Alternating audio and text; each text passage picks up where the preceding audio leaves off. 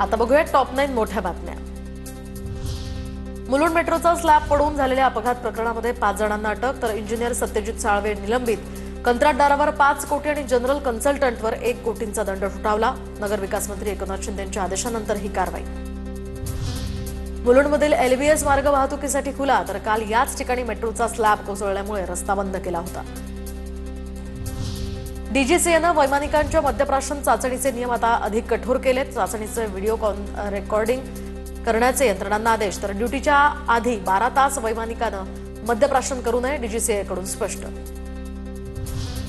धाराशिवच्या कळंब शहरामध्ये पोलिसांसमोरच 2 गटात हाणामारी। जिल्हा परिषद निवडणुकीवरून हाणामारी झाल्याची माहिती। काँग्रेस आणि ठाकरेंच्या शिवसेनेचे कार्यकर्ते यांच्यामध्ये वाद।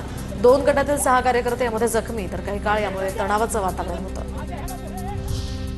सातारा जिल्हा परिषदेचे अध्यक्ष भाजपचाच होणार, जागा कमी आल्या म्हणून आमचा अध्यक्ष होणार नाही असं कुणीही समजू नये, मंत्री जयकुमार गोरेंचं मंत्री शंभूराज देसाईंना प्रत्युत्तर।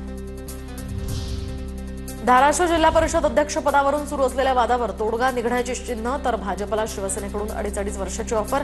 प्रस्तावावर सध्या वरिष्ठ पातळीवर चर्चा सुरू। उत्तम कार्यकर्ते घडवण्यासाठी भाजपचा आगळा वेगळा प्रयोग। भाजप कार्यकर्त्यांना शिस्तीचे धडे सक्तीने देणार, पक्षातील प्रत्येकाला प्रशिक्षण घ्यावं लागणार। राज्यामध्ये 20 फेब्रुवारीपासून या प्रशिक्षणाला सुरुवात।